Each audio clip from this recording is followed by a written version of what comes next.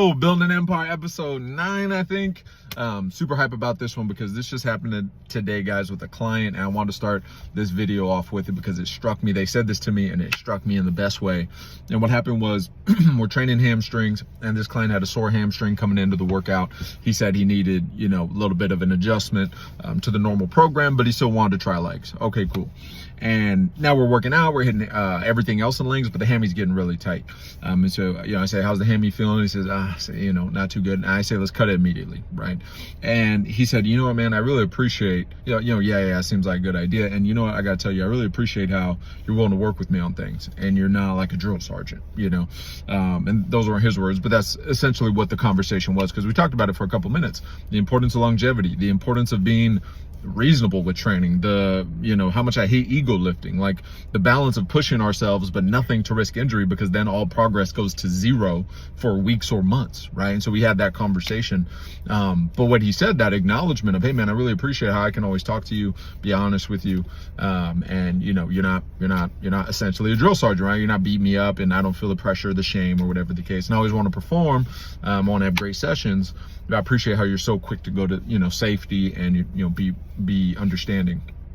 And it just struck me in such a beautiful way, because I give all my clients that preface. We don't ego lift.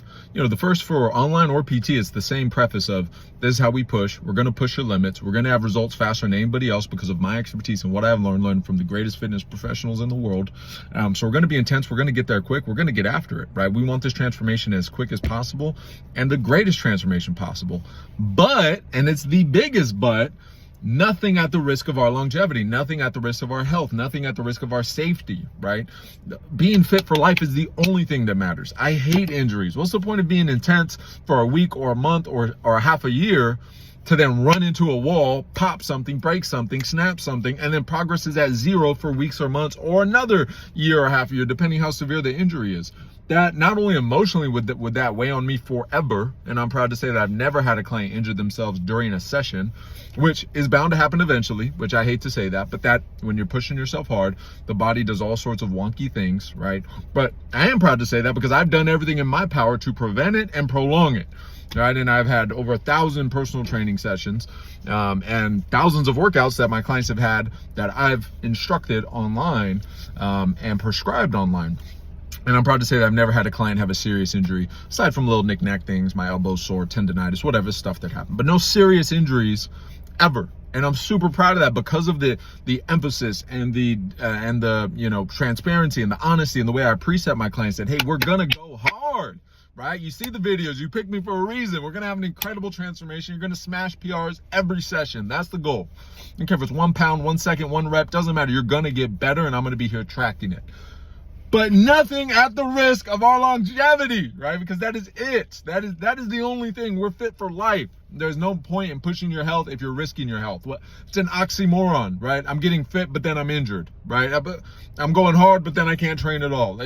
What are we talking about? But most people, when they think about personal training and trainers in general, they probably think more towards the aggressive side. That's kind of what most people probably think about when they think about a personal trainer. They think about some jacked old dude probably that has a whistle and is like whooping your butt, right? Maybe even yelling at you. Like, most people don't think of a sort of reasonable, communicative, cautious, sort of more of a science-based approach to fitness, enjoyable conversation, humor, like a friend, right? But that's an expert, and that's going to guarantee success.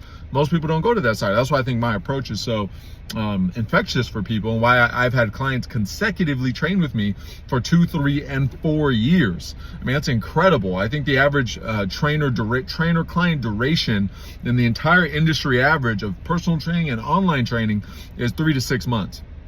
And I've had multiple clients train me for 2, 3, and 4 years, and those clients are still continuing to train. That'll be 5, 6, and 7 years. God willing, I stay healthy and they stay healthy, and all the cards out of our control, align. Because I take great pride in being safe and being reasonable and being communicative and being understanding, because it's a relationship. We're not going to have success in any relationship unless we can understand and modify and adjust. Your training has to be enjoyable. Your training has to be safe. And so that's my job, to ensure those things while whipping your butt and pushing you to levels that you've never been before. And that can happen, but safety is number one, or else number two doesn't even matter, right? So that's what I want to start this video off with, because it struck me in the best way. Shout out to that client if you're watching this. You're an absolute beast. He's a monster. I mean, he's pushing amazing weight, especially for his age, but for any middle-aged man in America, he's hitting strength numbers now that are ridiculous. Top 5% probably in America, which is crazy for his age. But injuries are going to come with that. And that was a no-brainer for me, right? I get more nervous than the clients usually do. No, actually, I do definitively always get more nervous than my clients do, because just like when I'm lifting, I have a sore elbow and I'm like, no, I want to hit triceps. So they probably have that. They do have that same thing, because I can feel it. I'm always more nervous for them and more cautious than even they are.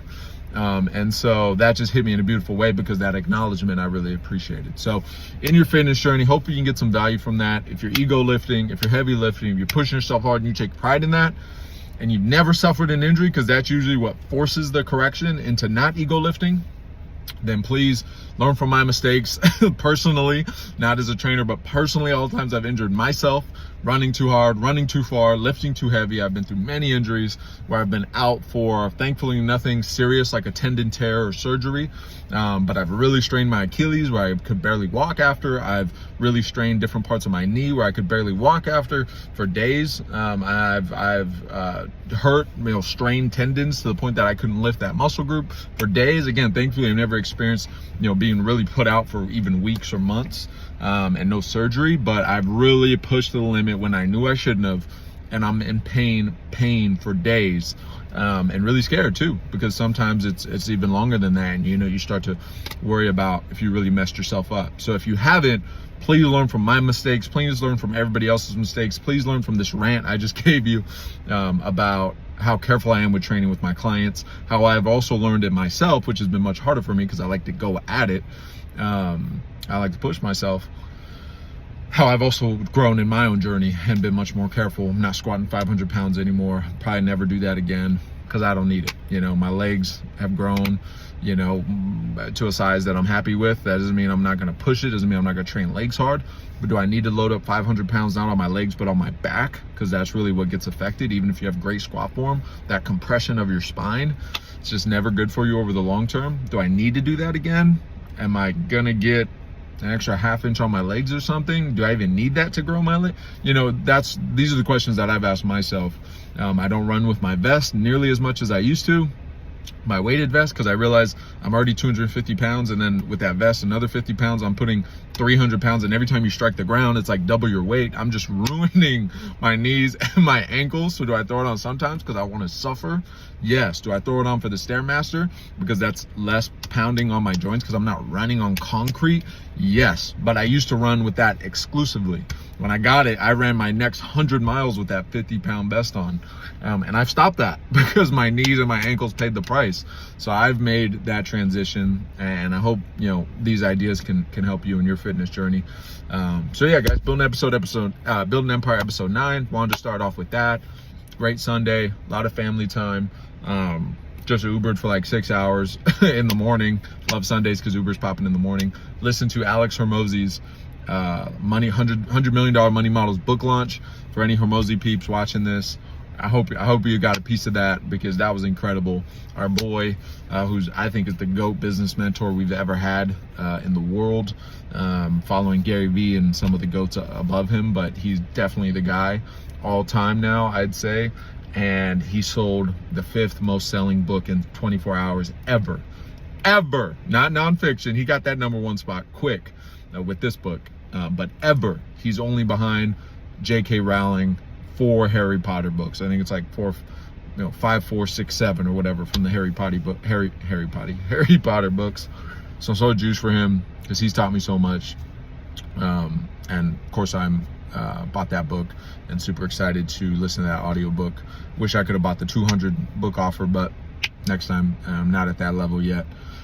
but it's still going. After this video, I'm gonna plug back in and keep hustling, and family time soon. But that's been super awesome. Music's going great. Someone recommended I should do more music merch. That Broken Hearts Club t-shirt, shout out to everybody that's wearing that. Definitely always looking at new merch and fun things. That gets my creative juices flowing. It's just hard to make it worthwhile because you have to order so much in bulk, and you know, it's hundreds of dollars. And I don't think I'm at the place of influence or audience yet where I can guarantee that I get that return. The first shirt, I think I gave most of them, if not all of them, away. I don't remember exactly. I think some people offered to pay for it even though it was free. But yeah, the second go around, it probably would have to be profitable for me to do it. So maybe we're not that level yet, but who knows? I'm super grateful for everybody that keeps sharing and blasting my music out there. Thank you guys for subbing here. Said I was gonna make this more of a commitment, so I am. Every other day is the minimum. Every day is what I want to get to.